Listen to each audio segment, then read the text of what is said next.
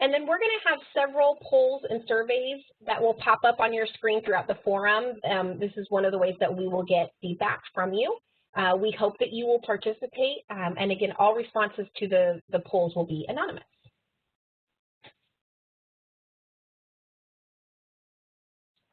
Just a quick overview of the agenda for the evening. We will be doing a getting to know you poll here in just a moment, and then I'll do a brief presentation about the community needs assessment and why we're doing that.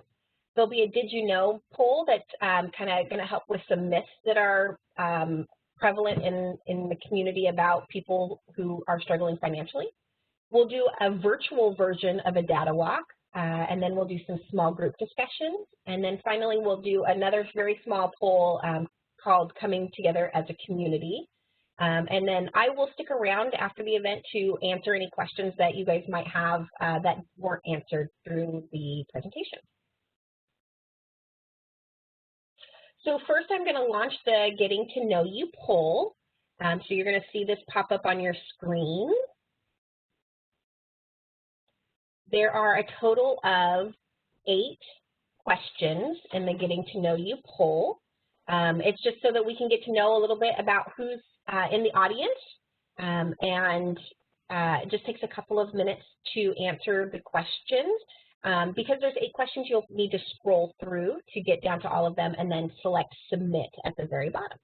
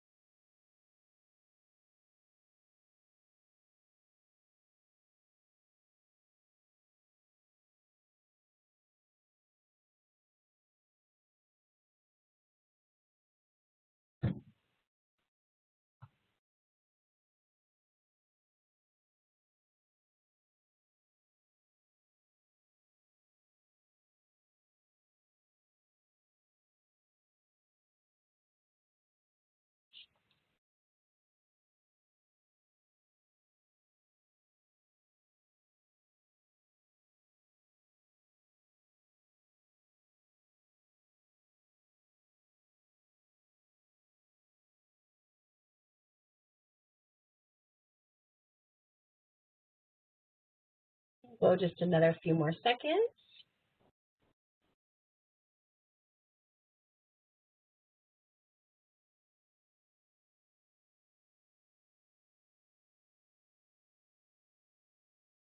All right.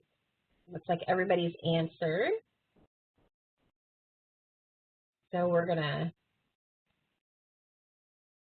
all right, hopefully you can see the poll results like I can see them on your screen.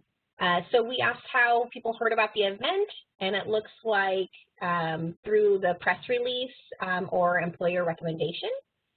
Which best describes you? It looks like many of you are advocates and volunteers or service providers. When asked about your race, it looks like the majority are white and a couple that indicated multiracial. So we appreciate having some diversity in the audience. It looks like we have got a pretty good age range of folks attending this evening, and we asked about where you are living or if you're outside of Clark County, and many of you are in Vancouver, and that's not surprising.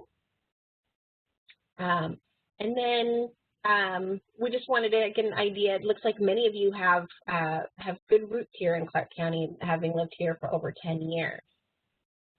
We also wanted to, kind of give you some information about a couple of those questions. Question 7 was, have you or anyone in your family ever needed public assistance? And according to the U.S. Census Bureau, 9.3% of Clark County residents earn an income below the federal poverty level, which is currently set at just over $26,000 for a family of 4.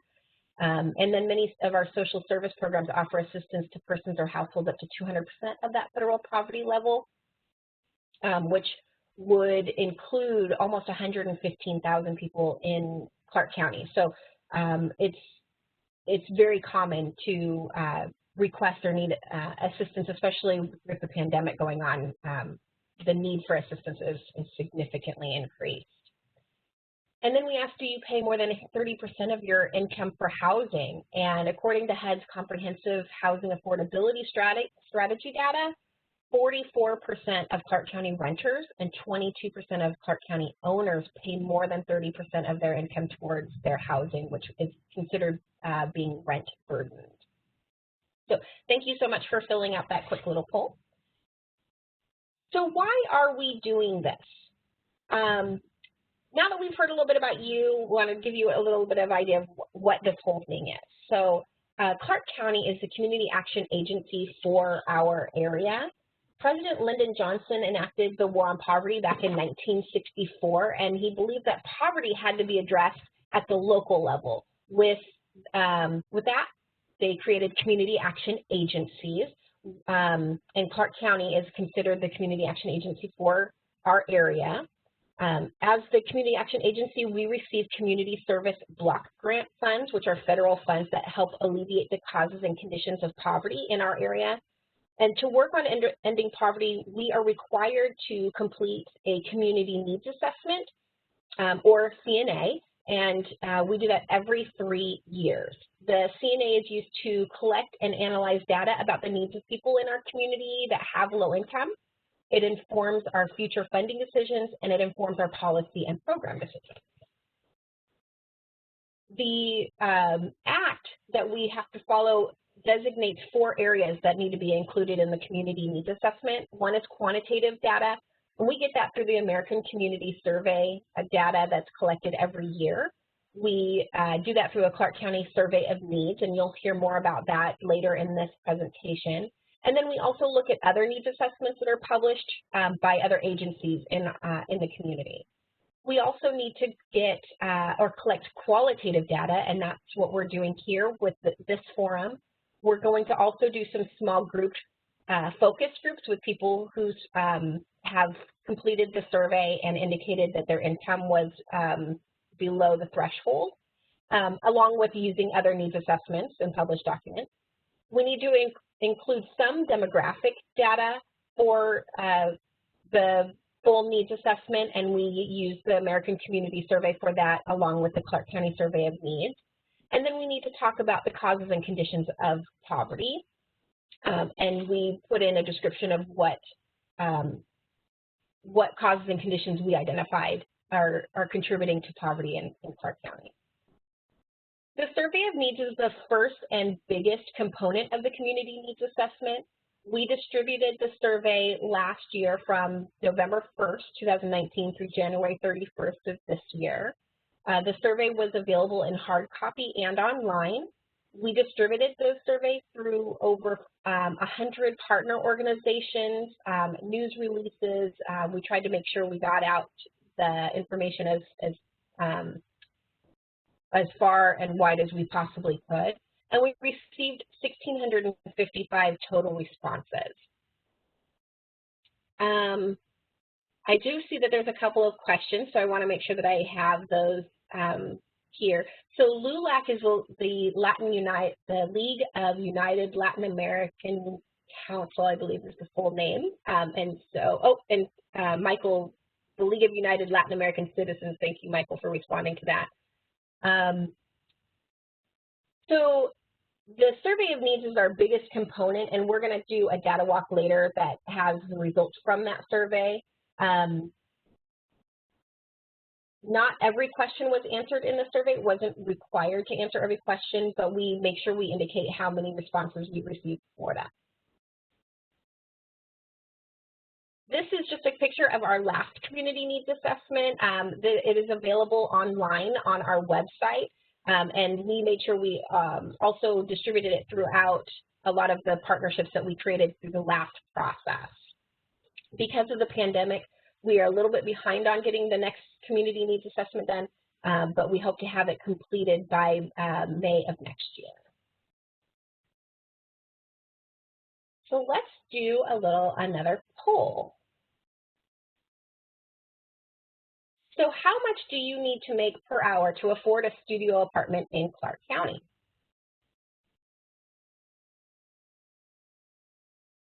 Do you think it's $13.50 or minimum wage?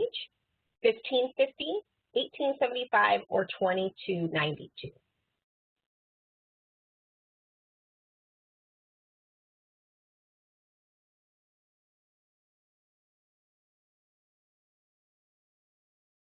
All right.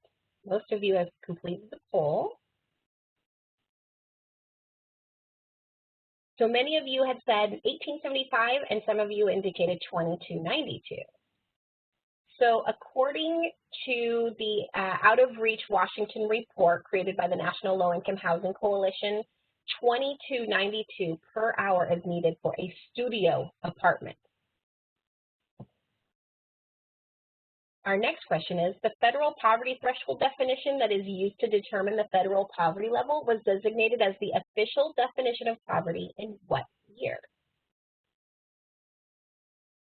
Was that 1965, 1969, 1975, or 1989?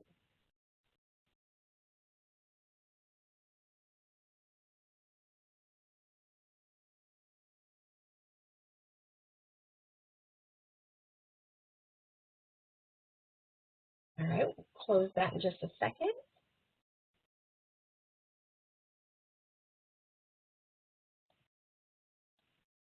All right, so many of you said 1965, a couple said 1969, and a couple said 1975.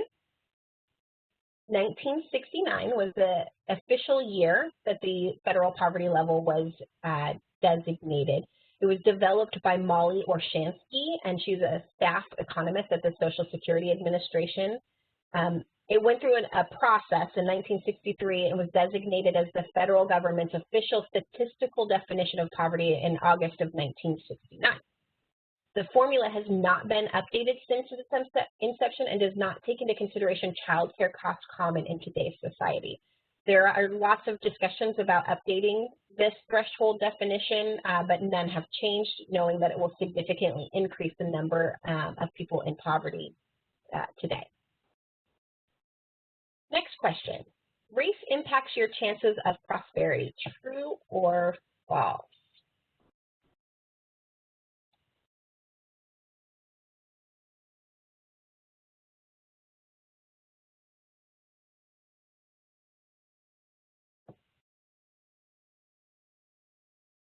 All right, we'll close the poll in just a second.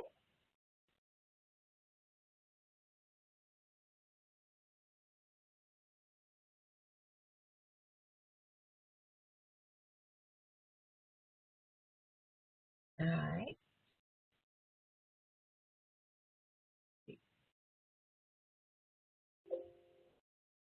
My computer is beeping at me.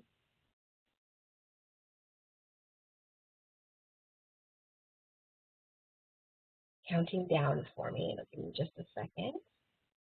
All right. So many of you said true and some said false.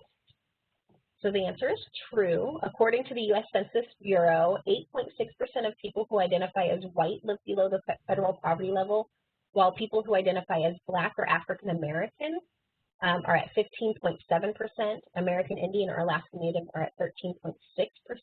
Asian is 11.2%, and Hispanic or Latin origin is 15.4%. And so that you can see that they experience poverty at much higher rates than our white population.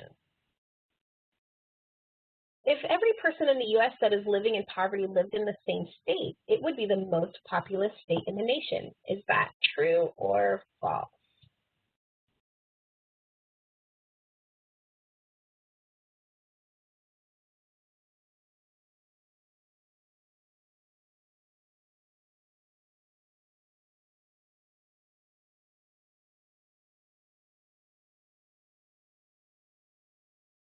We're almost there.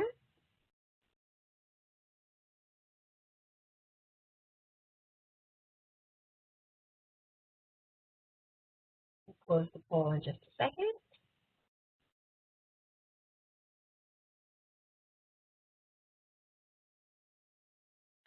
Okay. Most of you said true. The answer is true. So according to World Population Review's ranking based on the U.S. Census Bureau data, 44 million people are estimated to live under the federal poverty level in the U.S. and that is higher than the population of California, the country's most populated state, more than the 23 least populated states combined, and 4 times as many as the 10 least populated states combined. I'm sorry, that says something twice. But it would be the most populated state by at least 5 million. Nearly 1 of 5 children in America live in poverty. True or false?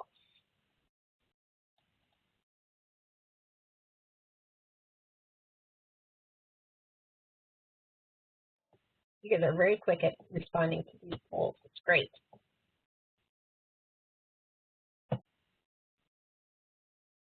All right. Most of you said true, and it is true. So according to the U.S. Census Bureau, 19.5% of people nationwide under the age of 18 live below the federal poverty level. And this has been pretty consistent over the last several years. For the most part, people living in poverty do not work. True or false?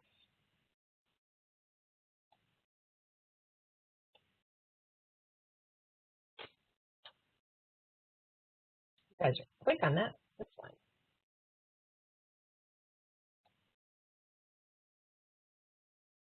All right, most of you think false. The answer is false.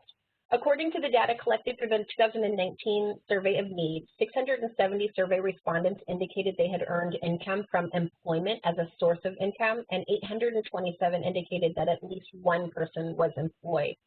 And according to the U.S. Census Bureau, over 49% of the eligible labor force, which is ages 16 and over, with incomes below the federal poverty level are working, while almost 47% of people earning less than the poverty level have some type of disability. Thank you so much for completing the Did You Know? I hope that was interesting, and I hope that you learned something from those questions. So the next thing we're going to do is move on to the data walk.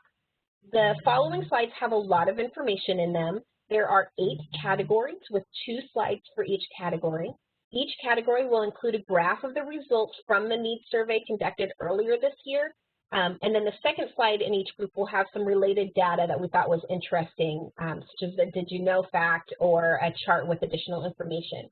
Once I've shown you both slides for each category, a poll will pop up to ask if this information is surprising, and if so, give you an opportunity to explain what about it was surprising to you. As a reminder, the survey was completed between November 2019 and January 2020 before the pandemic. So if the survey were conducted more recently, we know the results could look very different. The first category that we have is employment. Survey respondents were asked to identify up to 5 needs or concerns that they or someone in their family were currently experiencing regarding employment, and then provided the following options. You can see here that just under half of the respondents with employment needs said that finding a job is a current need or concern, and then that's followed by getting a better job and getting transportation to and from employment. We also asked for each category if what barriers were in the way of getting their needs met. 49% of the respondents for the employment program said that they didn't know where to go to get assistance. 32% said getting to services was a barrier. And then 32% also said they did not qualify for assistance. Here you can see we included a Did You Know fact. In Clark County, the highest median wage workers are software developers at $66.44 per hour, while the lowest median wage workers earn $13.43 at fast food establishments, and that's a difference of $53 per hour. Very significant. We also wanted to show the unemployment rates, and we know that this would chart, if we included something a little bit more current, would see a significant spike in the last few months. One thing that we did see, we heard from WorkSource that Clark County has approximately 20,000 people on the active unemployment rolls right now, but there are only about 6,000 jobs available. And of those 6,000 jobs, only about 1,000 of those jobs pay a living wage. So we are definitely not keeping up with the demand and the need for self-sufficiency here in Clark County.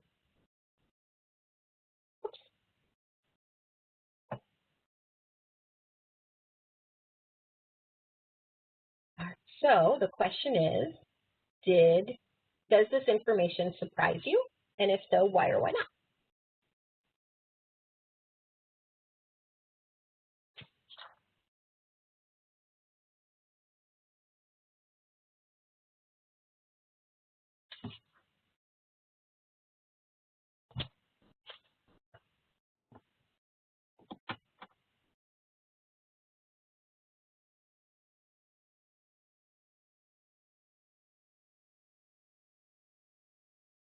We'll give it just a little bit more time, and then we'll close this poll and move to the next category.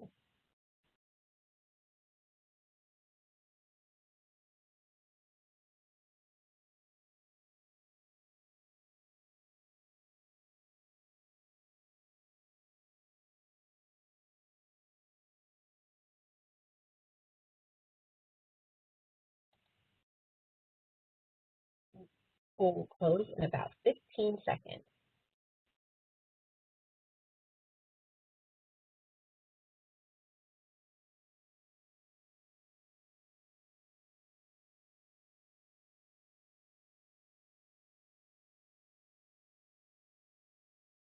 Thank you for those that were able to respond. The next category is education. For this, we found that 50% of people said that they needed financial assistance to go to college as a highest need for their family, along with post-secondary education supports at 36%, and then applying for financial aid or scholarships and access to college, trades, or apprenticeship programs both came in at 35%. With this, we had 565 respondents saying that they needed education, so had a barrier and a need for education services. When asked what was getting in the way of meeting these needs, 54% said they don't know where to go, 31% said they do not qualify, and 28% said getting to services was a barrier. Did you know an estimated 2/3 of students who are unable to read with proficiency by the end of the 4th grade are likely to end up on welfare or in jail? We also wanted to show you the graduation rates by district here in Clark County over the last several years, and you can see that there's a very slight increase in the number of graduation rates that are graduating on time. Does this information surprise you?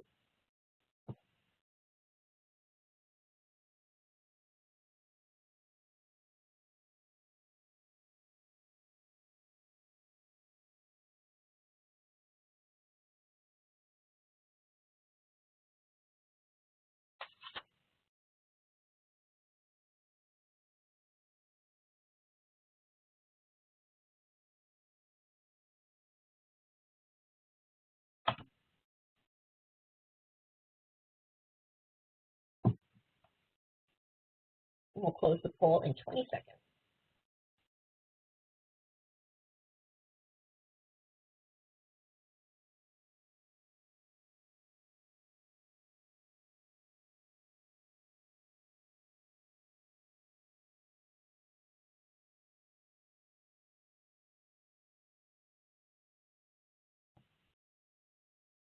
The next category is housing. We know housing is a significant need in our community. And this figure shows that almost 2/3 of respondents with a housing need said that affordable housing is a current need or concern. This is followed by rent assistance with 49% and finding housing I can rent at 44%. We had 765 respondents indicate that housing was a need for their family. Did you know that nationally there is a shortage of more than 7 million affordable homes for our nation's 11 million plus extremely low income families? Did you know that there is no state or county where a renter working full-time at minimum wage can afford a 2-bedroom apartment? Did you know that in Washington state you can make a request to change the date your rent is due? Under the law, a landlord must agree to your request if your main source of income is government assistance. If your income mainly comes from other sources, the landlord is not required to change the date, but usually they will. And did you know that to afford a two-bedroom apartment, a person would need to make $28.75 per hour in Clark County? Is this information surprising?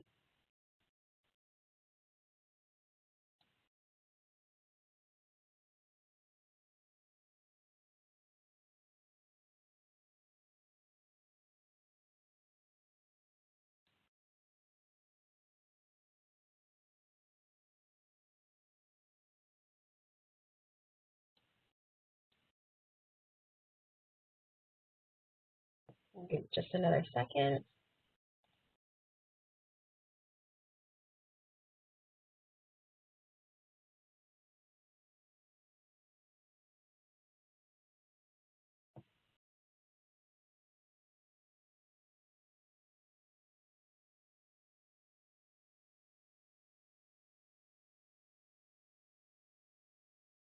Okay.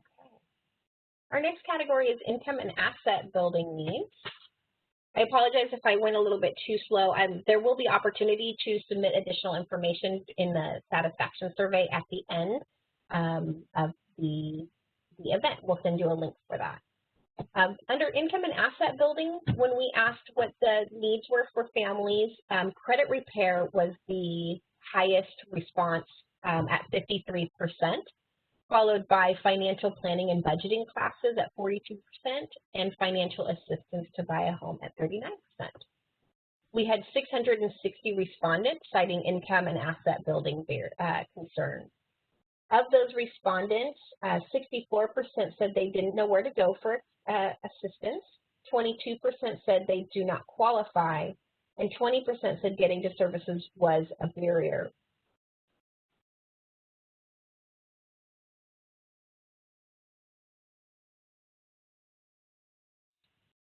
Did you know that rent prices have skyrocketed over the last few years, making the cost of renting the same or more than a mortgage payment? Here we wanted to also show a monthly comparison, income comparison. So for a person earning a living wage for one adult and one child, they would be earning approximately $4,800 per month.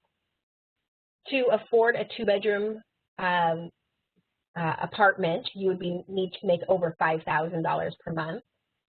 For a single adult, living wage would be at approximately $2,200 per month.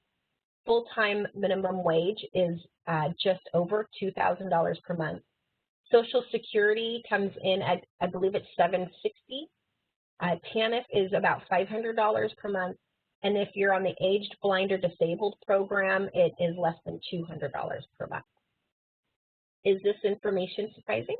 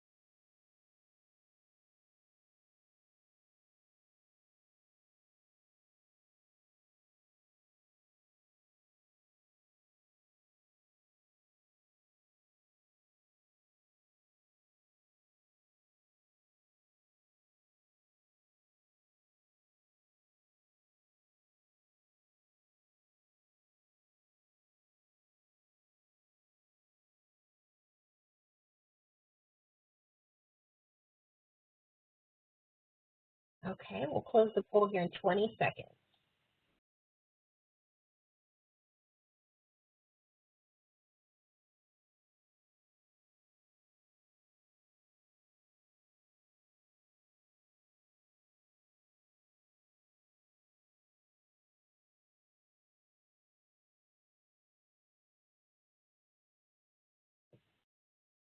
Our next category is physical health. Here, our respondents said that seeing a dentist is it was the #1 need of 45%, and then followed closely by paying for dental services at 44%, and then paying for health services at 30%. We had 698 respondents saying that they had a physical health need for someone in their family.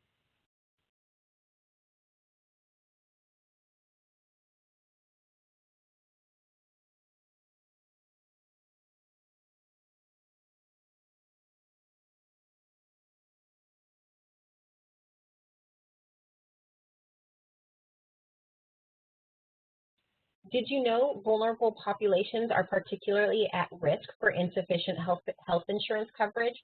People with lower incomes are often uninsured, and minorities account for over half of the uninsured population. Here we wanted to show the health insurance type by household income. So you have in the darker green at the bottom, private insurance. So the more income you have, the more likely you are to have private health insurance. The green color is public coverage, so that can be Apple Health through Washington State, Medicaid, Medicare. And then the orange is people that indicate they have no coverage. Is this information surprising?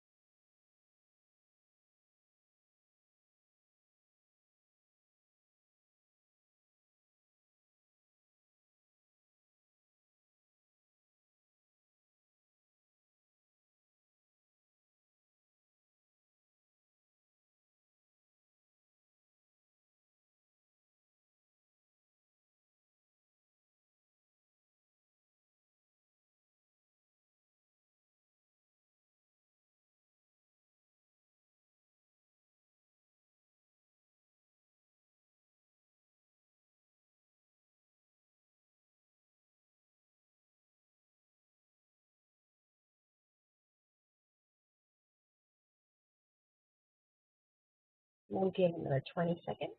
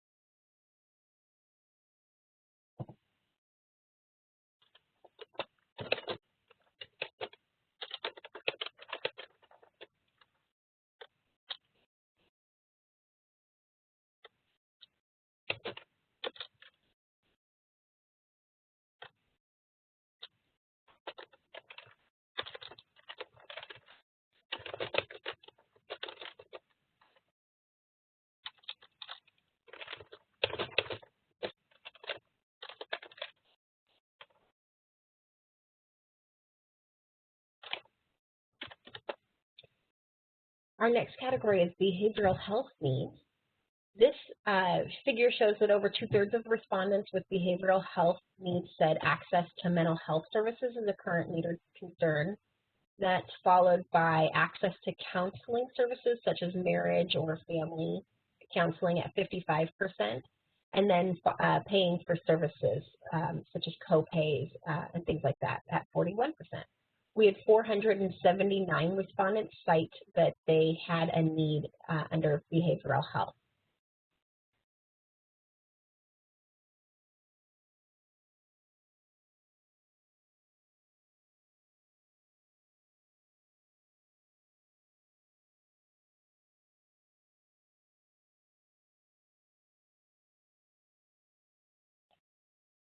Did you know that suicide is the second leading cause of death among people ages 15 to 34 in the United States?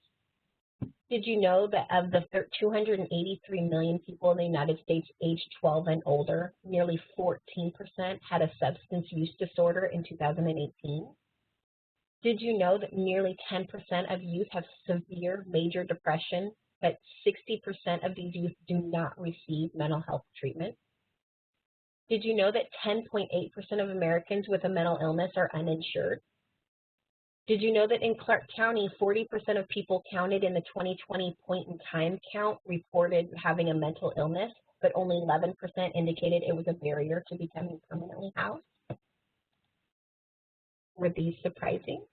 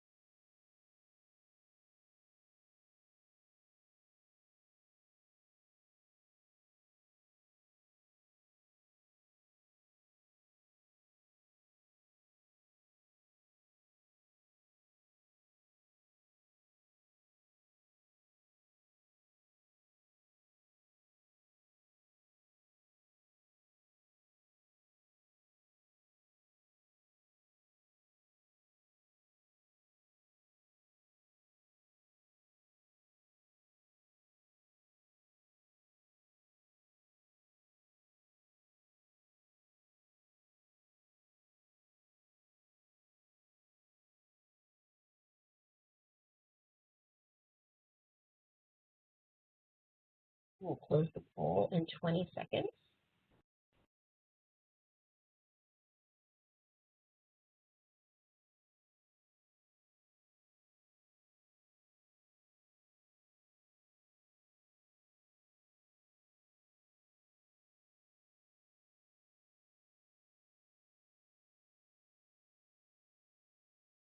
Our last major category is support services.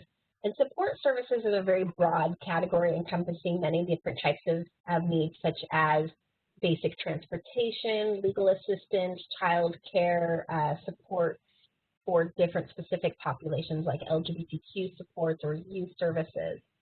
This figure shows that over half of respondents with support service needs said that paying for vehicle costs is a current need or concern, followed by paying for transportation, and then information and referral services.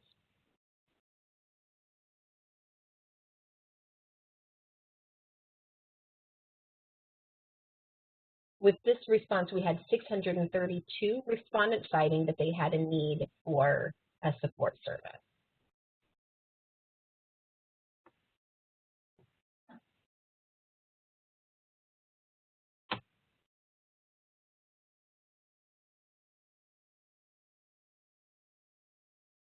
Did you know that in 28 states, center-based child care for infants and toddlers is more expensive than in-state tuition and fees at a public university? Here we wanted to kind of look at transportation costs because we saw that that was such a significant need. The cost for a local bus pass is less than $100. Prices have been changing there. For a regional bus pass, it's $100, and then if you need express to Portland, it's just over $100 per month.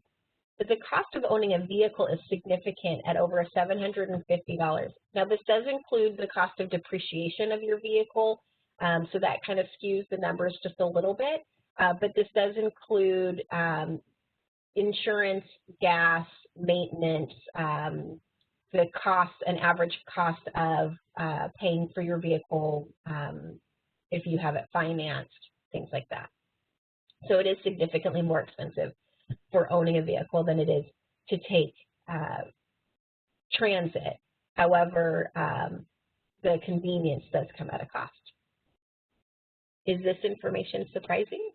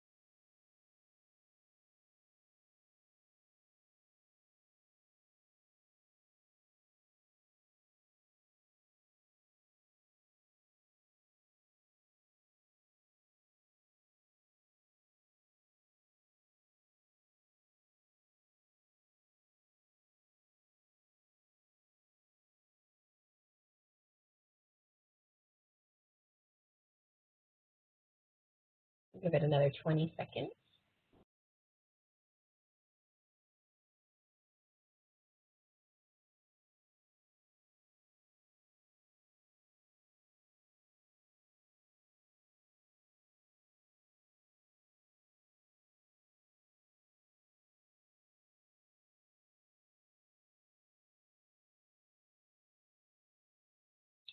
And then finally, we wanted to get a different perspective of what the needs that people have. So we asked respondents to identify their top 5 areas of need based on the 17 options that are listed here. Not surprising, housing assistance was listed by nearly half of the respondents as one of their top 5 needs. Other topic mentions were food assistance, asset building, mental health supports, and employment services. We had 1,188 respondents answer this question citing their top needs.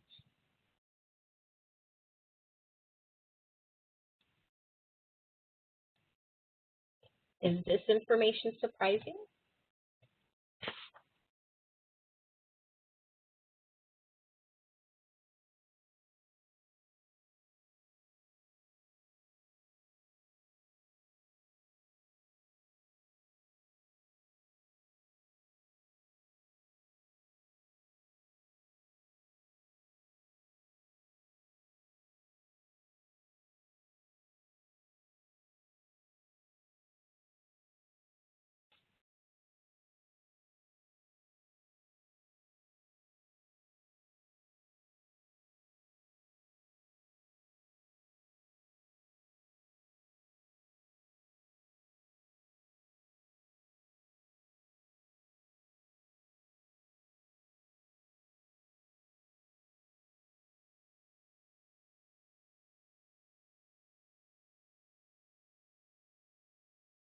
We'll close the poll in 20 seconds. Oh, nope, it closed itself. I'm sorry, it just decided to do it on its own. So we also wanted to provide you a little bit of the demographic information about the respondents to our survey. So here, I know that these charts can be a little bit difficult to read, a little bit small. All of this information will be in our completed community needs assessment, so you can take a little bit deeper dive into the demographic information and all of the information presented this evening. 1,400 respondents indicated their age. 44% indicated that they were in the 25 to 44 age range. We had 18% indicate that they were in the 45 to 54 age range. We also asked about gender.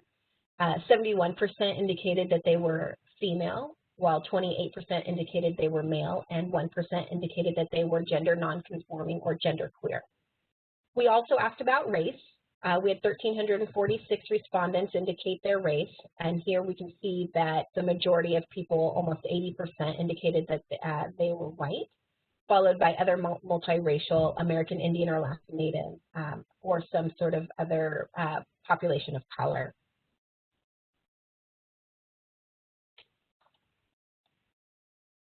We also asked about their housing situation. 1,352 respondents answered this question in the demographic section.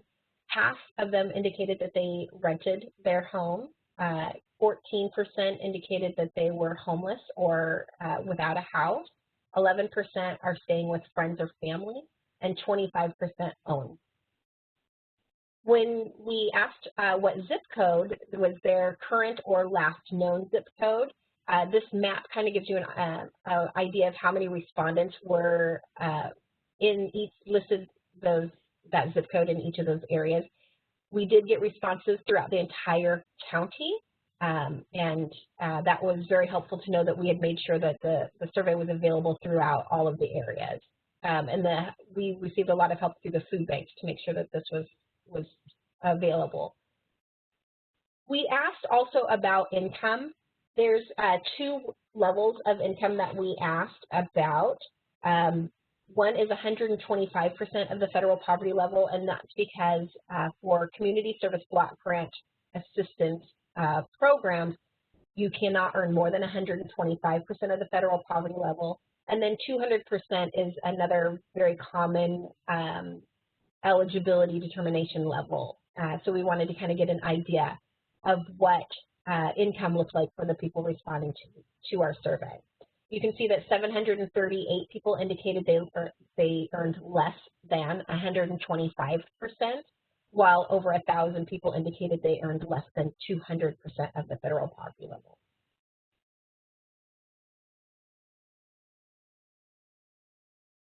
That is the end of the data walk. We thank you very much for going through that with us.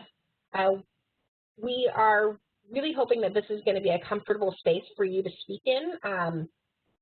But if you don't feel comfortable speaking aloud in our small group discussions, you can provide your feedback in the satisfaction survey that will be available at the end of the event. I would like to now introduce Michael Torres. He's the manager of the Community Action Housing and Development Unit of Clark County Community Services.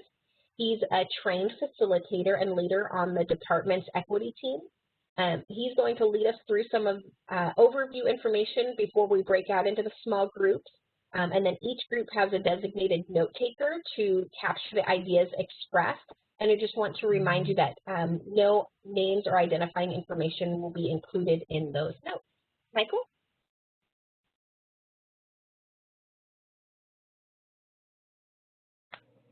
Hi, everyone.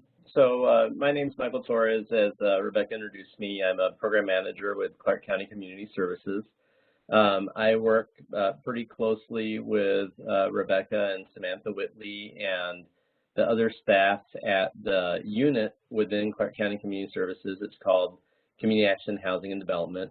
And basically what we do, in addition to all this community action stuff that Rebecca did a really good job kind of give you guys an overview that touches on the community needs assessment, we oversee the public funds that the county distributes that goes to human services that work with poverty, that human services that work with homelessness, veteran services, affordable housing, and low-income neighborhood community infrastructure.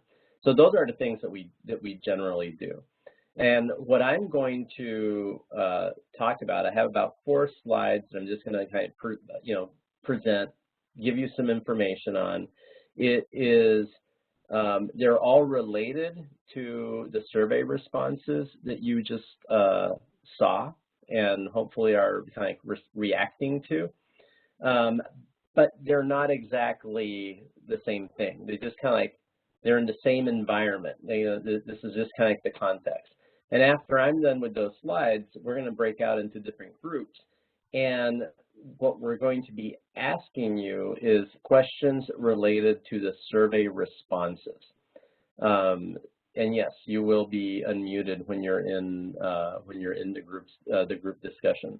So we're not going to be asking you to react to any information I provided. We're going to be asking you to really center the discussion, center your reactions to this feedback that we just got from these, over 1,000 people who are mostly living at or near poverty, telling us about what their priorities are, what their needs are. Does it surprise you? What do you think about it? That kind of stuff.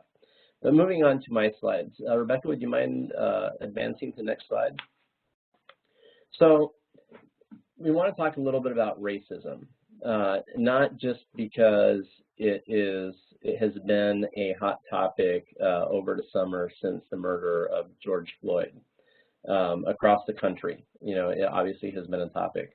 But what this community needs assessment is about is asking people who have low incomes in Clark County what their needs and priorities are. And we can look at data, at the information that we have through whether it's the answers in the community needs assessment or if it's the Clark County public health, the health needs assessment for this community, whether we're looking at the state's economic data and information, employment rates, et cetera. We can really make predictions based on the race of how people are going to experience things, or what is the likelihood. So, you will have a higher odds of having a low life expectancy, having lower health, having lower rates of employment. If you're employed, a higher probability of earning a lower income. If you go to school, a higher likelihood of reaching a lower education level if you are not white in this country and in this county, as a matter of fact. So, and you can see that, like this slide, we're talking about life expectancy, and we're talking about uninsurance rate, health, the rates of people who are not insured, and it kind of breaks it down by race demographics. And yes, if you do not have health insurance, you are more likely to not be able to treat conditions if you're not healthy. You're more likely to have a lower life expectancy. It shouldn't be surprising, but what is surprising is just how predictable it is just to see that demographic divide by race. And can you give me a next slide, please? I mentioned school earlier. Vancouver Public Schools, they recently had this information of the 2.2 times more likely to be suspended or expelled if you're a person of color inside Vancouver school districts than if you're a white student. That comes from Daniel Lauren, who's a research person at the University of California, LA Center for Human Rights. That is the consultant that was hired by the Vancouver Public Schools to do their report on discipline equity study. And that is what they found in our community right now, right here. And Vancouver Public Schools is working to address that. But it's, again, the experience, the likelihood of having those adverse experiences in life. There's a clear racial demographic divide. And if we look at the proportion, the percentages of the people in the county, Black people are 2.4% of the Clark County population. But according to, we look at the Clark County jail data, and 9% of Clark County prison inmates are Black. If we look at the eviction data for Clark County, 12% of evictions are households that are Black. And if we go to the Council for the Homeless, they have a equity report that they put out every year. The last equity report that's available, the most recent one, is from 2019. 16% of people that are entering the homeless crisis response system are households of color. And next slide, please. I think I'm seeing. And I see Amy's asking, are any of those people of color wealthy?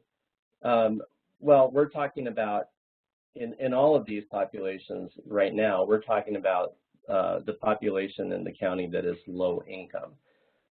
So like the people entering the homeless crisis response system, they're not. The people that are in jail, they may have like some different economic demographics, but it's the prison population that's being looked at. The important thing, that we just need to have our eyes open to is that there is a disproportionality. Like the percentages of what is the white population in the county, what is the white population that are in similar conditions as the population that are of color, odds are you're going to have higher need and lower odds of receiving the services that you need if you are not white. So that does not mean that if you're in bad circumstances and you're white, things are fine. It means that you have a higher chance. It may still be low because we also know that the resources in this community are completely inadequate to the demand in this community, regardless of what your demographic is. But as low as your odds may be of getting assistance, because those resources are so low, they are lower if you are in a demographic that's a population of color. And that's not an opinion. I mean, that's backed by, like, when we look at the data of who needs services, who is receiving services, and what the outcomes are. You know, that's just the way it has played out in this community. And that's the reason I'm talking about that right now. How has COVID-19 impacted Clark County? So this slide was written, we were originally planning to do this forum months ago. So the information in this slide is from late September, early October. We left that information on the slide because I thought it'd be kind of interesting to see what has changed a little bit in terms of the COVID-19 impacts between late October and September and now. So to give you an idea, you know, we had, as you can read, 4,200 cases, 65 deaths as of October 19th. As of yesterday, we're at 8,900 cases, 112 deaths. Back in September, by the end of September, right around 13,000 Clark County residents had filed a continued unemployment claim. As of the most recent data that we have for continued unemployment claims was for the end of October, and that was actually down to 9,471. So there was an improvement in October. We do not have the information on those claims for November and December. For Hispanic Latinx communities that hasn't changed. They make up 10% of Clark County population. Back in October, it was 33.9% of confirmed cases. And as of December 1st, the Clark County public health data has 28% of those cases are Hispanic Latinx. I don't have any new update for the leisure and hospitality industry decline, but in terms of the 98,806 total tests in September 29th with 3.03% positivity rate, as of yesterday, we're at 153,263 tests.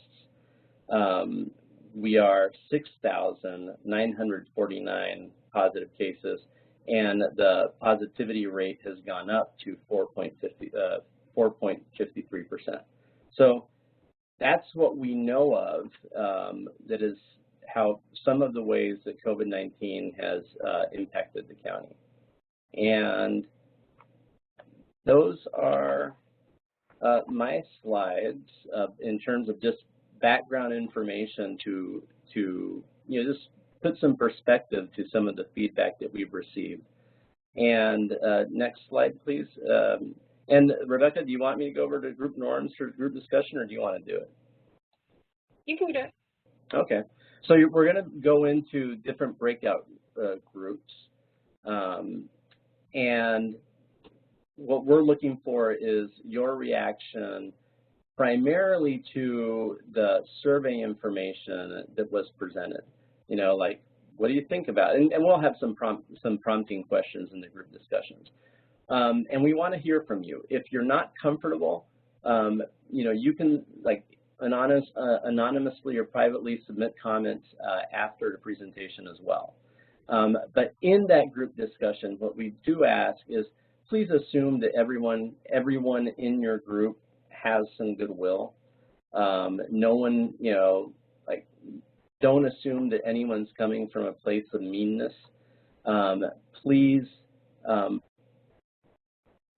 you know, speak your truth, but we're also here to listen to people's truth. So, you know, respect the ideas and opinions that are happening. truly listen to what is being said.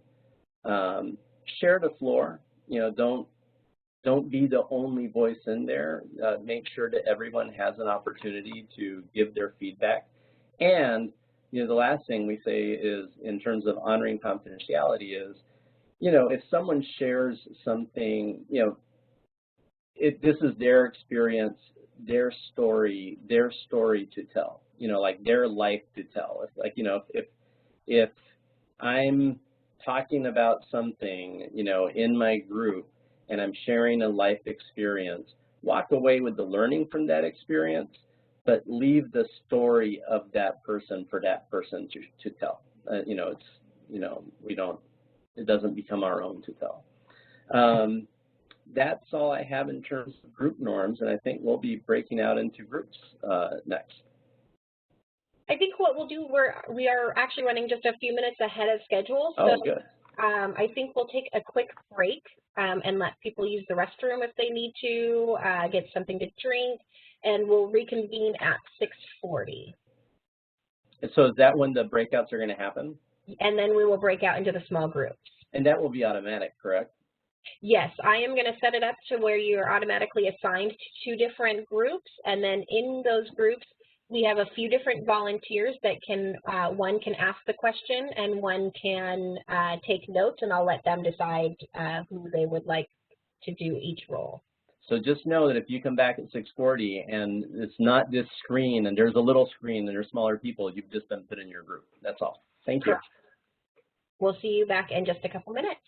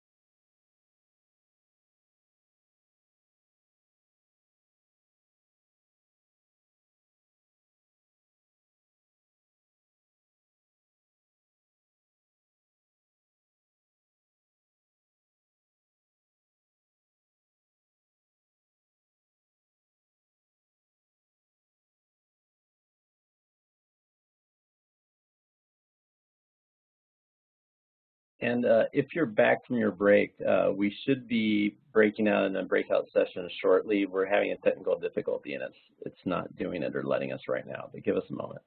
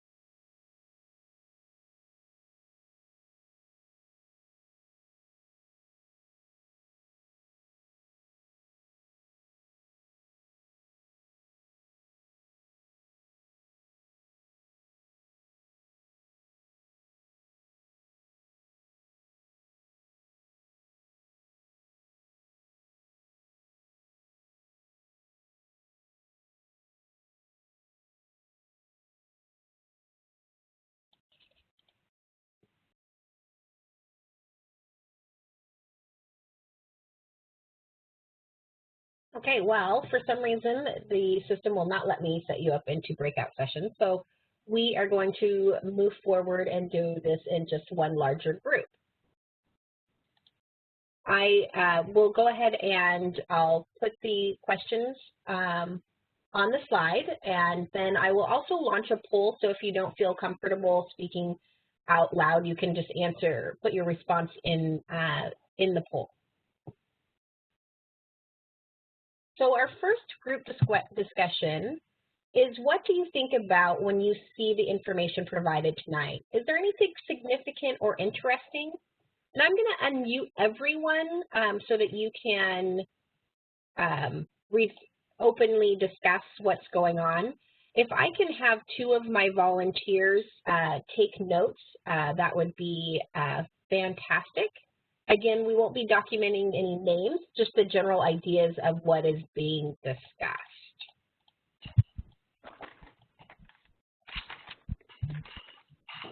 Does anyone want to start the discussion?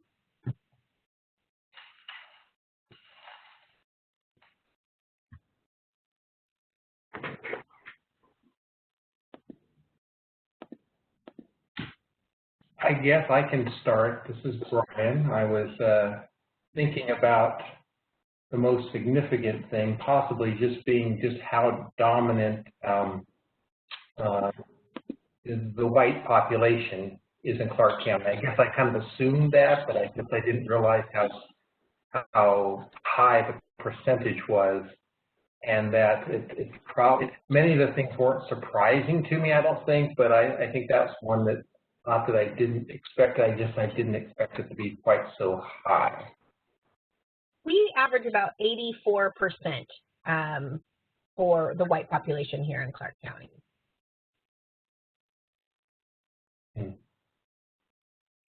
Are there any other things that people thought was interesting or thought-provoking?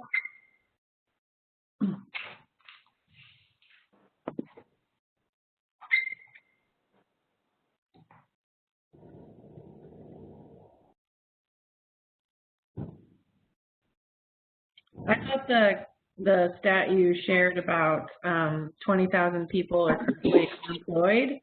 There's only 6,000 available jobs, and then only 1,000 of those, I'm not sure if to pay a living wage, or you could describe it as a living wage. You know, just the idea that that number is still low considering how many people are seeking employment. Yeah, you can imagine only 20% of the people that are looking for a job, actively looking for a job, there's actually a job there for them. Mm-hmm. I'd like to add to what Melanie just said. I don't know if you can hear me. We can hear you. Oh, yeah, this is Stephanie.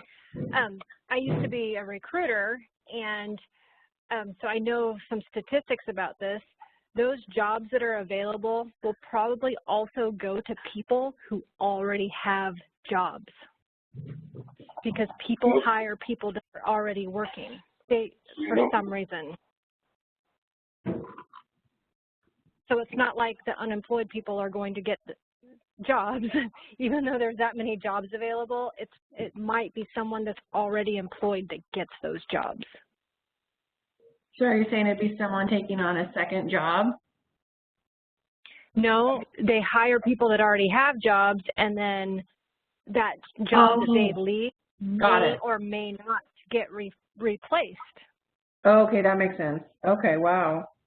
Kind of that catch-22 that you have to have a job to have experience to get into the next job. So and then of course, if you don't have the experience, you're less likely to get that first job unless you're willing to take a very low-paying position somewhere.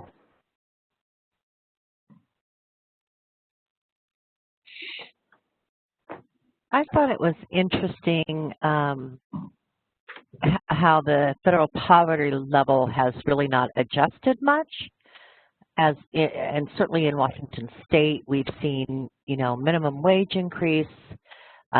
We have updated exempt overtime rulings and salary requirements, and there was a real recognition years ago, or a few years ago, that those salary requirements were way outdated, and things changed. And I'm surprised nothing has changed with the federal poverty level. The other thing I was interested in is, based on the survey results, the community block grants that are available, and I assume that's all developed or administered based on federal guidelines, but do those guidelines still meet where the needs are in the community? So, for example, is funding going to all the appropriate areas based on what people have responded to in the survey? And this is Colleen from the Human Services Council. I was somewhat surprised, although I think I have seen this in past community surveys, that transportation is such a need, and I assume it's also one of those access issues. So, identifying ways to apply for community block grants for transportation services is not quite as easy as if you are looking to receive community block grants for housing. Yeah, so this, some of the changes that we made to this survey were actually based on feedback that we received from some of your staff regarding transportation, and wanting to be able to dive into a little bit more about what kind of transportation was needed. So you can see some differences between this survey and the last survey. And then the needs assessment directly ties to the funding that we use with the Community Services Block Grant. So seeing transportation as a high need would be a priority service that we'd want to fund, possibly fund in our future rounds of requests for applications. And we'll put notice out when that happens so that you guys can see that there's funding to apply for transportation and any other priority needs. Thank you. And do you know anything more about the poverty level, the income level thresholds, those kinds of things, or is that going to be changing, or is that how they came up with 125% of poverty or 200% of poverty? So there's a movement. Community Service Block Grant traditionally only allows up to 125% of the federal poverty level. With the pandemic, they have actually increased it to 200% of the federal poverty level, and there is a push to maintain that 200% in future rounds of funding, but it has not been changed in the Act, so it's unknown at this time if it will be a future change. So at the very least, it will be 125% of the federal poverty level, and then at the most, it will be at 200% of the federal poverty level. Stephanie, do you have something to contribute? Yeah, hopefully you can hear me. So another thing I found interesting, and we were starting to get into it with Michael, is the racial disparity and how certain races have more issues than the white population, yet the demographic information of the people who responded to this survey was like 80% white. So if, and by the way, like Brian Scott and I are from the Camas Lions Club. So our mission is to help those with the most need. And if we think that these other races other than white might have a harder time or might have more need, I'd be interested in seeing what the survey results are for the other races. I mean, because this is basically saying that's a lot of white in this.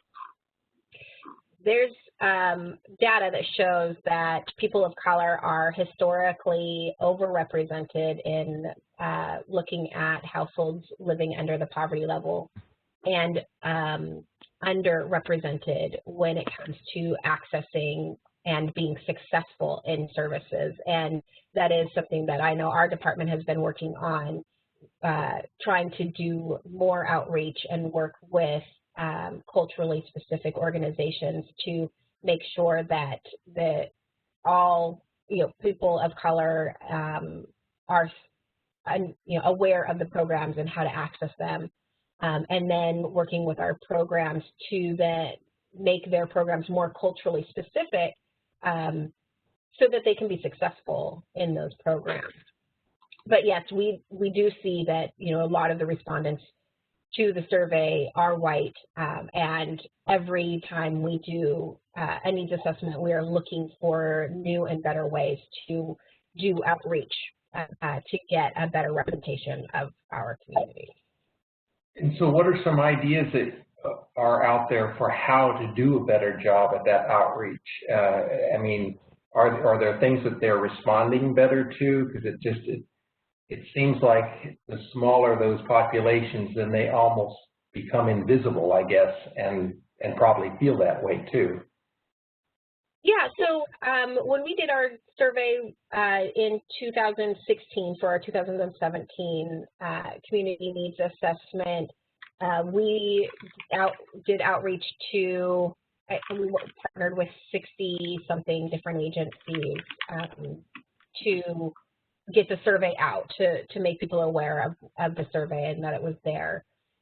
This time we outreached with more than 100 organizations. So every time we are working through this, we are able to create new partnerships. And we've actually just recently, because of some state COVID funding, created even new partnerships specifically with what the state calls by and for organizations, and these are organizations that are run by people of color for their communities. And so we're very hopeful that we can build on these partnerships when we do the next community needs assessment to get the information and out there. So every time we create more partnerships, it's always we're always looking to improve how do we get the information out and make people feel secure and know that it's okay to respond to the survey. Right, yeah. That's another challenge, I'm sure, too, is just people to trust in any kind of process like that. Okay, thank you. Is the Latin population included in the white population? We did ask separately about ethnicity, and we asked about Hispanic or Latin communities, the Slavic and Russian community. I think those are the two that were called out in the survey, and we do provide that information in the needs assessment. We just selected a few to put in the slides for the event this evening. A lot of it due to space, so we didn't want to crowd the slides too much with the data. In answer, we follow the census breakdown, and so Hispanic is is an ethnicity, not a race, by in the census. So the survey, when it comes to demographic data, the survey kind of follows that. So if that answers the question, I think it's really good that you pointed out the dominance, and I don't mean that in a bad way. I just like numerical dominance of the responses from people that households that identify as white, because we can look at the breakdown of the data, aggregate it by race, to see the responses of households that identified as something other than white. But in many cases, it's too low of a number to really be statistically significant to really give us some good insight, other than how does it compare with white households, in aggregate in combination with other non-white groups. I don't understand. Because this was before the pandemic, before COVID, but they don't have internet on there is a big thing. And that's what a lot of people are lacking is internet. And then the chip shortage. No, I don't know, but I know Jiffy Mart on Highway 99, they no longer even have tills no more. So they're not going back to cash ever. And so it was like, well, there's laundry. I mean, how are we going to do laundry? There's going to be no more coins. There's going to be, yeah. And the internet thing, that's missing totally. Yeah. So we can keep going through the questions. This is great discussion. Our next question is, what do you think are the causes of poverty in our community?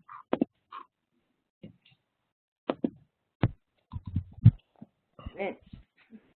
Rent is a big one. Mental health. They don't have very good mental health. Rent and mental health. And we saw that it was a significant need.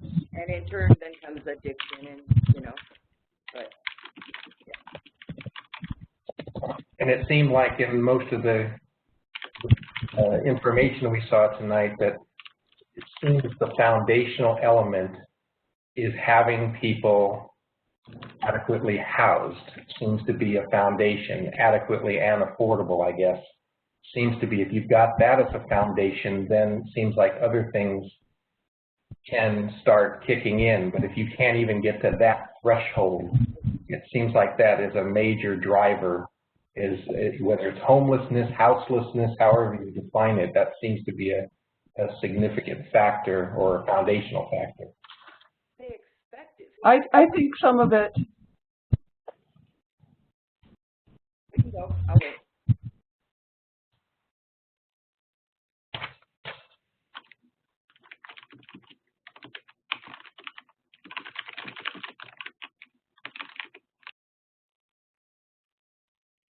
Someone was starting to make a comment.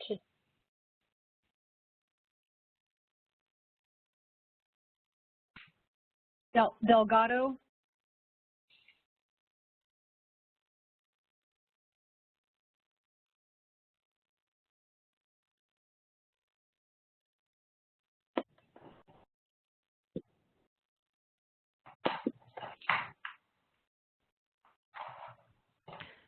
I was curious about, there was a question around kind of financial stability and needing assistance with, I assume, credit counseling and those kinds of things. So my question became, so are credit companies allowing people to get too much credit and that's putting them in poverty? Or are they overextending their credit? And that's what helps to put people in poverty. The other thing I was wondering was that on the housing topic, people are moving further and further out, which means that access becomes an issue on top of housing and housing costs. So Yeah, those are good points.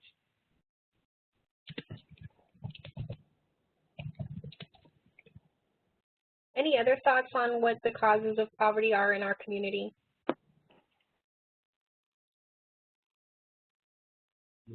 Yeah, there's nothing to do here except a casino.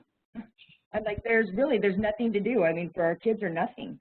Even before the COVID and all, there's not anything to do. They took our skating rink and turned it, well, they got a new one actually, but for a long time, they turned our skating rink into a police parking lot.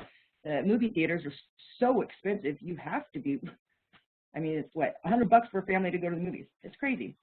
The only thing open is the casino. So yeah, I think things to do. Maybe disparity in wages. There are some people that make a lot of money, and there's some people that are working the same amount of hours every week, and they make so much less money. Yeah, as I saw in when I was doing some of that research, seeing that, you know, if you're in the software, you're making $55 more an hour than someone that's working at a fast food restaurant. That's a big difference. Well, and the fact that education was an issue for people plays into what you're going to make, oftentimes, not always. It also might be hard to break the cycle. So if you come from a wealthy family, you're probably more likely to have better opportunities and support and be wealthy yourself. If you're not from a wealthy family and you don't have privilege, it's really hard to compete with those who are privileged. So there's just a disparity that's hard to overcome. It's like systemic racism, but it's about income level, and it's hard. And people say everyone has an equal chance here, but I don't know if that's so true. I think there is a lot of privilege to those who already have money. Yeah, generational poverty definitely contributes to the difficulties in moving up in class, economic class. Seems like too, when you're profiled and you've got yourself in trouble at some point in your life, it kind of sticks with you in Clark County. And that's what I joke about, come to Vancouver on vacation, leave on probation, because that's kind of really how it's been. I mean, for a lot of people I know. I mean, if you're wealthy, then you can bail yourself out, or your family can bail you out. But if you're not, then you're stuck in the system, and that's where you stay.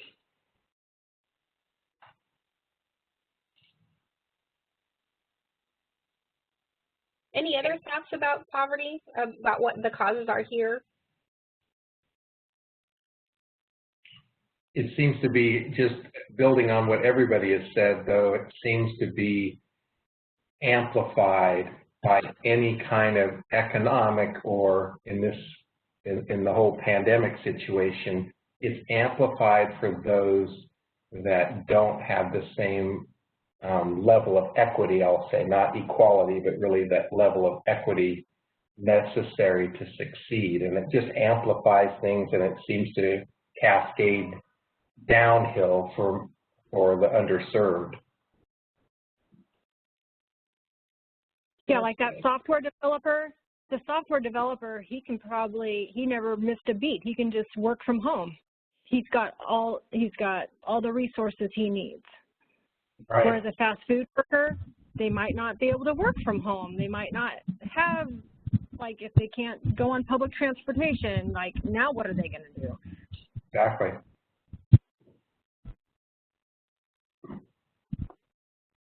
Although it seems like the kids that are in poverty are getting to go back to school out here in Washougal. Hmm.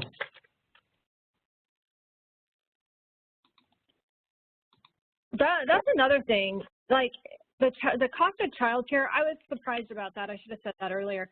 I was surprised that they don't factor in the cost of childcare, because if I know someone who lives in Washougal, has 3 kids, they're an essential worker, they have to go to work, and it's COVID, and what are they supposed to do with their kids? And you know, and they make too much money, so they're not in poverty. But it's like almost impossible to have housing and childcare. When the federal poverty level was created in 1969, the moms needed help. There wasn't need for child care at that time. Very traditional nuclear family. Exactly. And so that's one of the downfalls for them, for the not changing the definition of the federal poverty level. Is there are things that are now necessities that would have either didn't exist when the federal poverty was created, such as, you know, internet access, Right. that are now necessities, not even luxuries. And having childcare, having internet, those are a couple of examples. Rebecca, I just wanted to put one more comment out there on a previous question. I was also surprised by the number of women who responded to the survey versus men. And that really makes me curious about why. So that's actually, the last time we did this community needs assessment, I thought that was interesting too, so I did some research, and it's now a few years old, but there's a Stanford research paper that found that if you're doing a general survey, women are much more likely to respond to that survey than men are. So it's actually documented and been researched. So not surprised anymore, but it did surprise me the last time, and that's women are just more likely to complete the survey than men.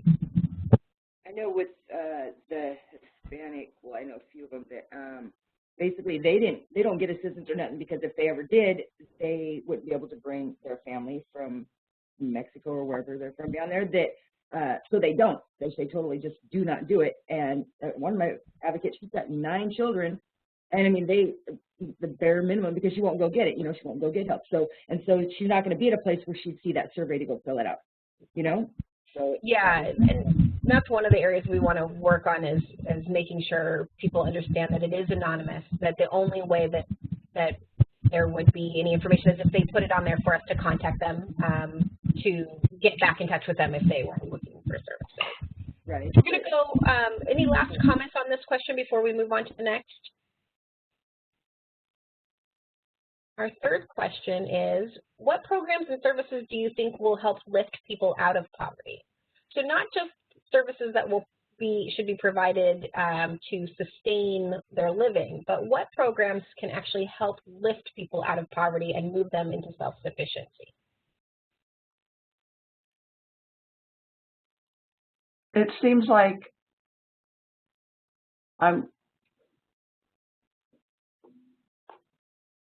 just getting education would help. Good point. It seems that trifecta of housing, education, and food are the 3 areas that seem to be the foundation before you can even start to peek your head out of poverty. It seems like those 3 things have to be in place. People have to be retaught after being homeless and stuff. I know from experience, have to be retaught how to live on their own, how to pay bills, how to be responsible. Because when you're homeless, you don't have any of those responsibilities. So it's like. So independent living skills. Right, yeah. Right. But I did the PIC program, and, you know, I don't know if you know the PIC program, but they just put you in a job, you know, put you in something that they do all these, you know, little tests and stuff to see how you learn and where you best fit. But they just put you in somewhere so you can build that, you know, you're more valuable when you have a job than when you're not. But like people that get out of jail, you know, where did they go when they get? They go straight back to where they came from. That's usually the drug house or on the street or whatever. But if they had some place to go, here's your work clothes, here's your bus pass, here's this, you start work tomorrow at 8, you know what I'm saying? And have something like that and put them somewhere to be able to learn those skills again. And I think there'd be a big difference in because I haven't had a job since PIC, and that was 10 years ago. All I do is volunteer my time. We greatly appreciate that you volunteer your time, Amy. Right. Amy, in follow-up to that, with the, I think it's Partners in Careers you're talking about, do they do some of that helpful retraining on independent living, how to pay your bills, that kind of stuff? Because if not, that might be something that would be really helpful. And I also think more opportunities for high school students to go to trade schools would be helpful. I think Clark County's doing a better job at that than we used to. But the expectation that everybody goes to college is unrealistic. So I just like to see more of the trade school and learning those basic life skills even at the high school or middle school level. Right. Yeah. No. They do have some. You can do like some little odd classes for that, but it's not what should be. There it is. A lot of work done. I mean, I take as many classes as I can. I mean, if it's offered, and now it's all Zoom. It's great. I can do it right at home. But yeah, they do need a lot more like that. Yeah, I don't. They need a lot more. Yeah, in the high schools, what they need to teach kids. Because I left out of high school not knowing anything about anything. I didn't know credit, none of that. Now I'm like, I have a student loan that I'll never end up filing taxes because I'll never get it paid. You know, it's just crazy. It's crazy.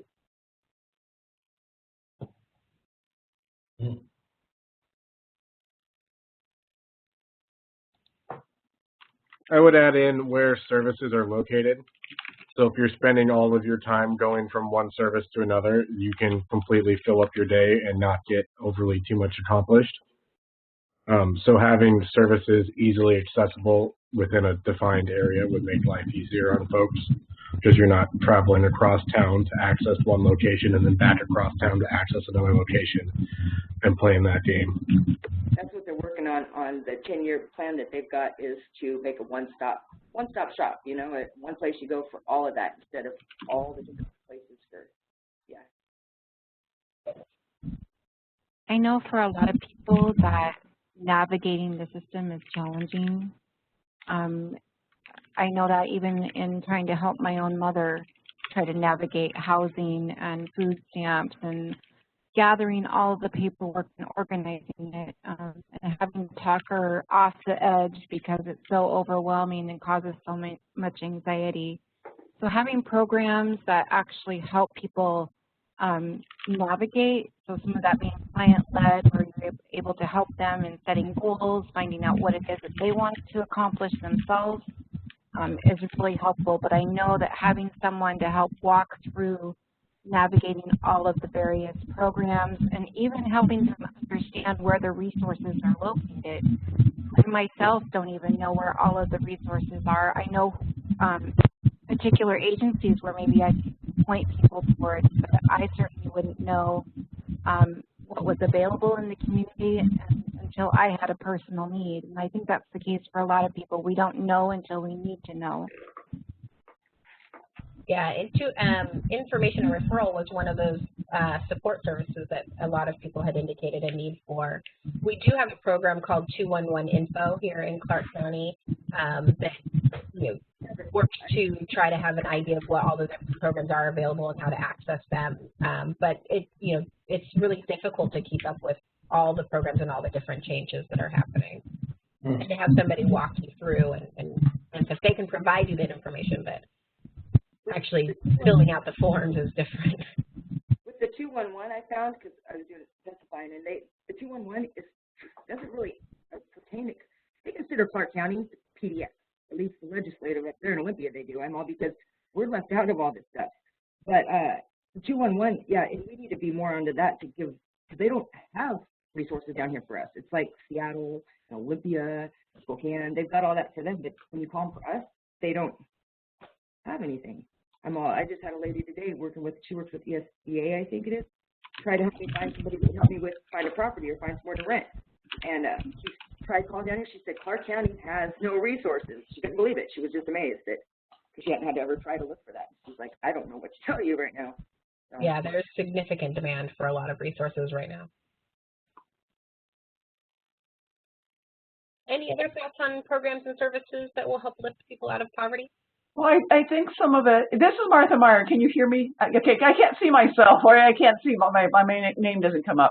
Some of it's just giving people money, right? I'm thinking about the money we give out in terms of coronavirus relief, Andrew Yang's minimum income distribution, which I wasn't a big fan of, but I'm thinking more about it. I think we have such an unequitable distribution of wealth in our country that we really need to look at. I know it's not very popular, but how do we just redistribute some of the wealth? It seems to be concentrated in the hands of a very few, and we need to get out to the people who need it the most. Yeah, I know there's been some research on, instead of providing specific services, about just providing people with cash and letting them do what they feel is the best way to use them. And most people will go towards what they need it to go towards. Yeah, and we still need affordable housing and jobs, but some people just need money. My son gets SSDI, Social Security Disability Income, and it's, you know, he's going to be probably in poverty all his life because it's not enough money to get out of poverty. You know? Yeah. I think it's really important to continue programs like food stamps, child care assistance, those programs that help fill the gaps to help people between having that minimum wage job and then lifting themselves up to another level. It's really important because it fills the gap where otherwise they wouldn't even be able to rise out of their current situation. Yeah, and we also know there's the cliff that happens also if you have a little bit of employment, then a lot of the services that are there to support you fall off because now you're making funds, but it's not enough to compensate for what you lost for the services that were being provided. I don't agree with the whole giving people money thing that are poor or in poverty, because the simple fact, we are poor and in poverty, and so therefore when we get money, we spend money. We're not very good with money, to be honest with you, whether it's addiction, it's mental health, it's whatever. We weren't just, I mean, some people, yes, are born poor and that's just how it is, but I mean, things happen. When you're homeless, you may not have an addiction or mental health when you became homeless, but they're guaranteed within a few months, you will have one of them, whether it's an addiction of collecting cans or it's a mental health of talking to yourself, because everybody needs to talk to somebody. So there's always something. Yeah, I don't think giving people their money. I mean, if there's a way to hold them accountable for it, like have a thing that you have to show where your money went, maybe. But that casino right up there gets so much money from so many people. It doesn't matter if you're doing a legal thing or if you're, living fine. I mean, there's people up there that got jobs. I've seen houses. People lose their houses up there. Crazy.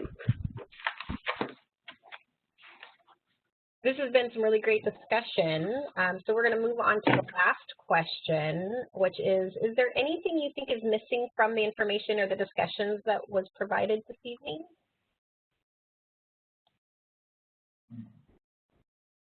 Yeah, one of the questions I had, and I put it in one of my comments, so you probably already have it, but what is the definition of access for people on those surveys? So for me, again, with transportation, that is an access issue for people. But my guess is there's a whole lot of different other things that create access issues. So it's a little bit hard to answer some of the questions when you don't know how that's defined. Mm-hmm. To be more clear with that.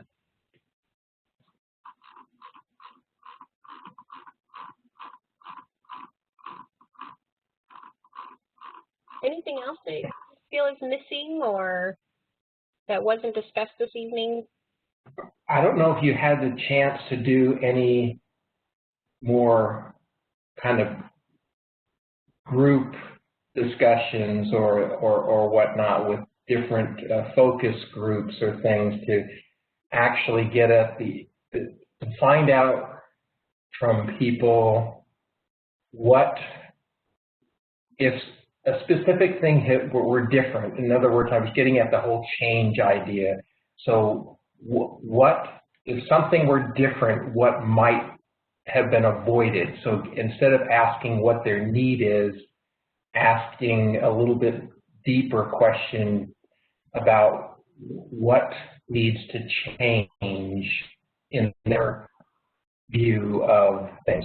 I'm hearing some good feedback there, but I felt that was somehow missing in here, turning it around to more of feedback on what they think needs to change versus what is their need. Because if we keep chasing the need, it's kind of, I think somebody was getting at that. We can provide kind of a handout and charity, but that's not change, if that makes sense. Yeah, so this is the first community forum. We have one more tomorrow morning, and then we are going to do focus groups specifically with people who responded to the survey to kind of get into a little bit more of those questions specifically with that. Yeah, I think that would be helpful, even for us, like Stephanie and I, and we're in a service organization. That's what we live for. That's all we're trying to do is we're trying to connect with the community and actually facilitate change, and it is so hard. If you don't have that feedback, because it's hard for us to guess what that change might be. But if they've experienced something and they could give us some insight about what could have been different, and this might not have happened to them. Support. And hopefully the CNA will be useful for you for when you're starting to look at things in the future. That's one of our goals, is to have this available for different agencies who provide funding to different services and to individuals even, so that you can see that, okay, this is a significant need and area that we could contribute to. Absolutely, yeah. I would just like to say I have appreciated Amy's comments, and it causes me to think, identifying those people who have been able to navigate the system with supports or maybe without, and get themselves out of poverty, and really asking them these questions. What did help you? What was important to you? Hearing that just giving people money is not the best way to go. Service providers who work with clients, as one of those, I haven't been in the position of needing that service. All I can do is talk to people and hope that I'm making the right decisions, as opposed to somebody like Amy who has been in the position and can speak very directly. And I can be honest about it, but it's not always that easy, because as of yesterday, I'm sitting in a house right now that's basically I'm supposed to be out yesterday, because there's maintenance that needs to be done. I have a voucher for $8.75 to try to get a place. It's crazy. And so, but I'm homeless. Me and my kids, 2 dogs and 2 guinea pigs, are homeless right now because why? I don't know. I spend all my time doing Zooms and participating and volunteering and being a part of things in the community and doing it. But why? I don't know. I don't have a job, I guess. I have a job. We do greatly appreciate it. Amy is one of our Community Action Advisory Board Advisory Board members. She's also on the statewide Governor Inslee's work group on poverty. Yes. So she does some really great work and provides a lot of really great feedback. We do really appreciate Amy. Thank you, Amy. Well, I really appreciate the conversations that we've had tonight and the feedback that you have provided to us. This information will be really useful as we put together the final community needs assessment. The last thing that we have is one more short poll. This one is 3 questions, and I'll go ahead and launch that. And then I'll stick around if you have any questions or comments after you're done with the poll. Otherwise, thank you so much for coming to our forum. And we will send out a satisfaction survey regarding the forum. What can we do better? Last time we got to do this in person. This time we're doing it virtually, so it kind of causes little differences that we need to do. But anything we can do to improve for our next CNA process is greatly appreciated. And again, we appreciate your time this evening and the conversations that we've had and the feedback that you have provided.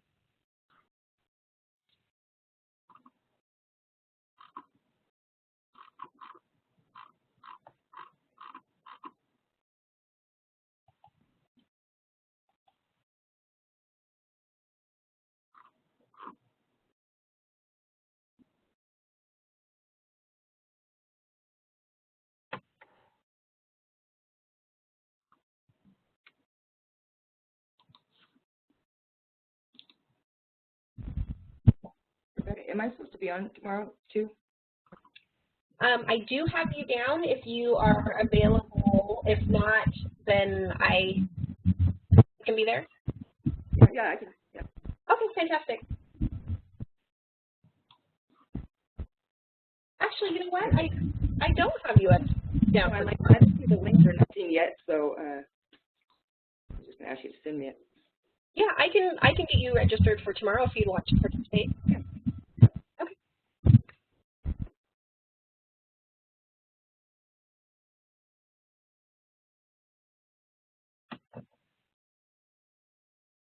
All right. Thank you all. I really greatly appreciate it. Looks like almost everyone's completed the poll. And we will provide a lot of this information in the community needs assessment. You can sign up to receive the needs assessment when it's completed by just putting your email in the satisfaction survey. And I'll create a distribution list to make sure that that's provided directly to you. Otherwise, we will do press releases and make sure that we get it out as far and wide as we possibly can so people know that it is available. And again, it should be done in May.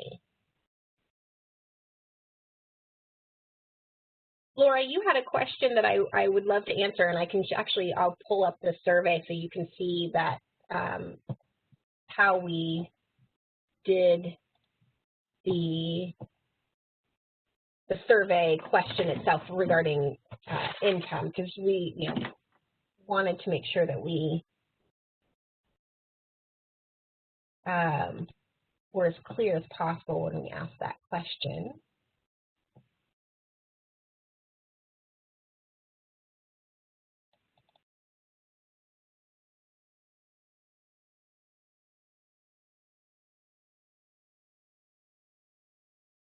I think Stephanie gave me an applause. I appreciate that, Stephanie.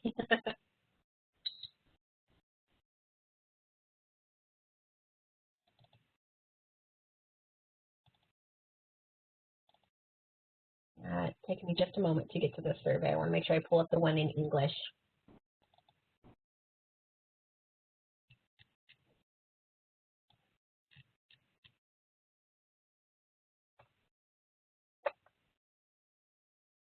Okay, there we go. All right, so hopefully, Laura, you can see my screen again. So this is the survey, and then this is how we asked them. So we gave them the chart of the relevant information at that time, and then had them indicate if they were more or less of that 125%, and then we asked it a second time, about 200%, and gave them the amounts there also. And then it was set up similarly in the online versions so that people could indicate and they would see the charts and the amounts. Hopefully that answers the question that you had, Laura. Yes, that answers it. It's really wonderful how you did this. And I'm really sad that I missed your survey. It'll be around in 2.5 years. Okay.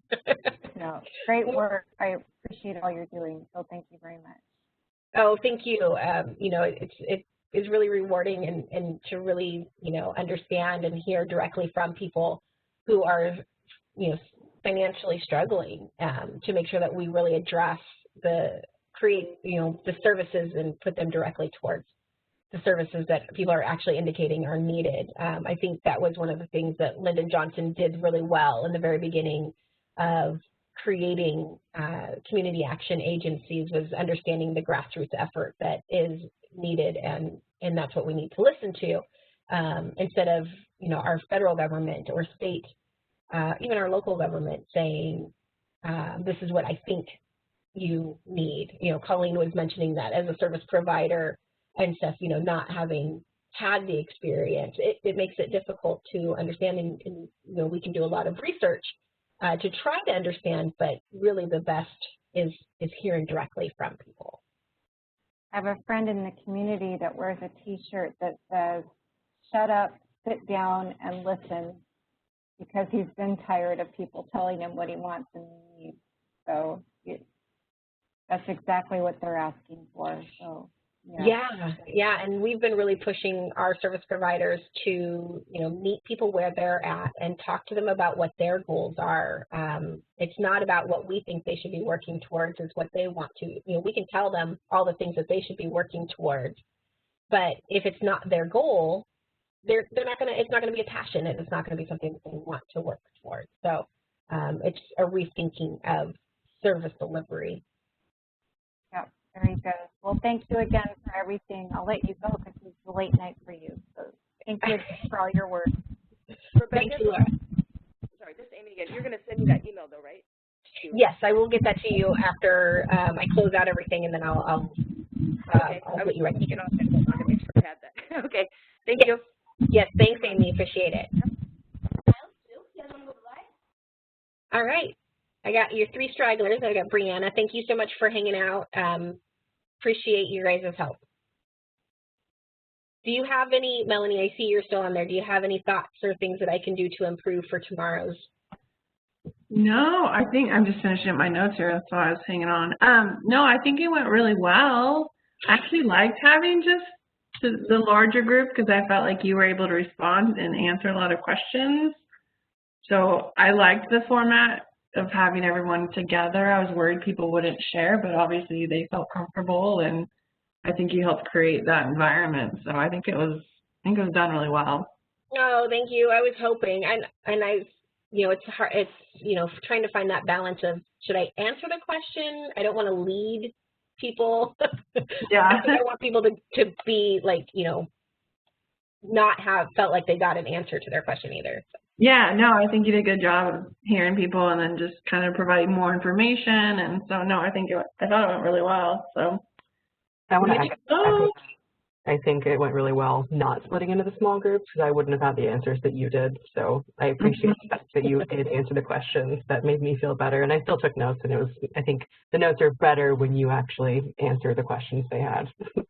Well, it's good, and maybe we'll just plan on doing that.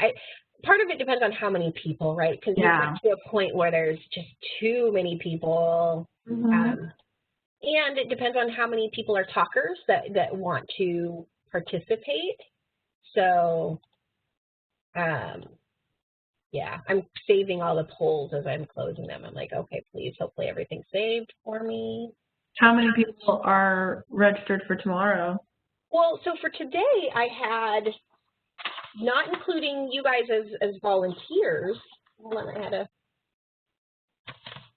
print out of it. So I had 35 people. Okay. And we ended up with 13, including you guys. So 40 with all of the volunteers, and then we ended up with 13, including the volunteers. So I think tomorrow, I'm hoping tomorrow will be a little bit better. It's significant number of service providers, so they're doing it while they're at work. So we'll see if I'm concerned we might lose some engagement just because people tend to do 2 or 3 things when they're working, which I in the background. Yeah.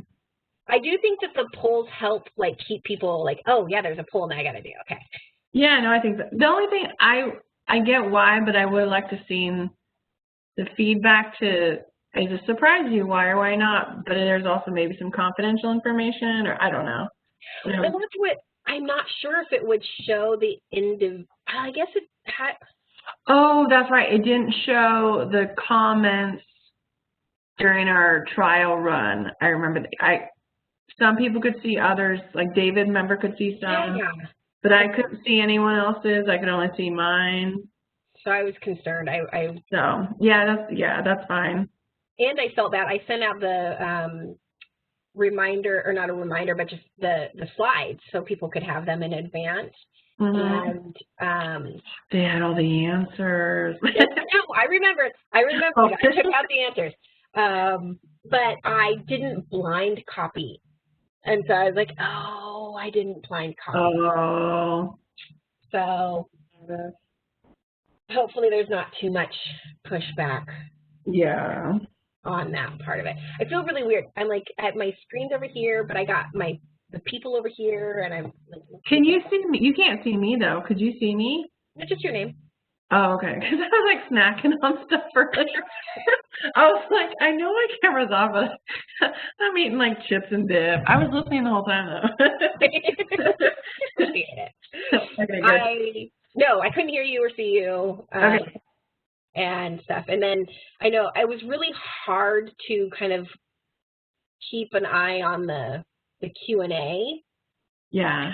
It is just really hard to do all of this. Yeah, no, that's Well, yeah. Rebecca, like I can do the Q&A. It's like I was keeping an eye on Q&A on purpose because it's just too hard for one person to. I saw that and I really appreciated it. And let's just plan on that. You know, like there are two of us, one person can track the Q&A or whatever.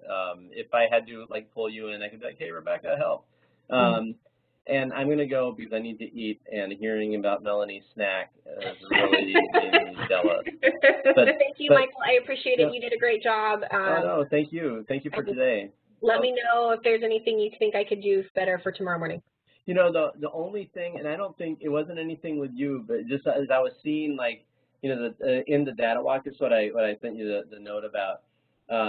You know, like the survey response was first, and you covered the information, like you kind of read through and covered information is on it, and then we moved to did you know, and following the did you know is the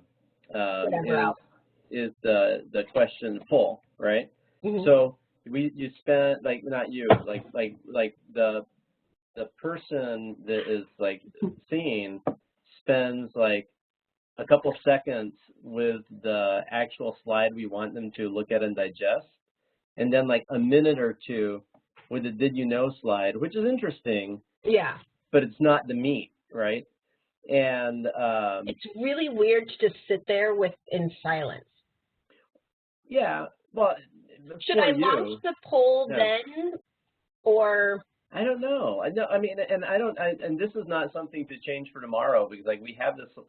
You don't change what we've done for tomorrow. I'm just thinking through like when we do this again in a pandemic, all online, whatever. No more pandemics, Michael. Hopefully not. That might be something to really to think about, because what we're really asking them to read through and digest and react to is not what we're letting them sit with. Yeah. You know what I mean? But I don't know. I thought it was good. Yeah, I saw your note, and so hopefully it got better. And I know Sam was saying that she didn't have enough time to write in her comments, like it cut off. Huh. And so I was better about making sure I gave it a full minute before I even put the 20-second countdown. Yeah. I didn't do any of the polls, you know, like I didn't write in the polls and stuff like that just because. It's totally fine, I get it. That, you know, or whatever. All right, well, Melanie, it's also good to hear you, even if I can't. Good to see you. Bye. Right. Thank you again, Rebecca. Thank you, Melanie. I will see you both tomorrow morning. Thank you again. See you bright and early. Okay, bye. Bye.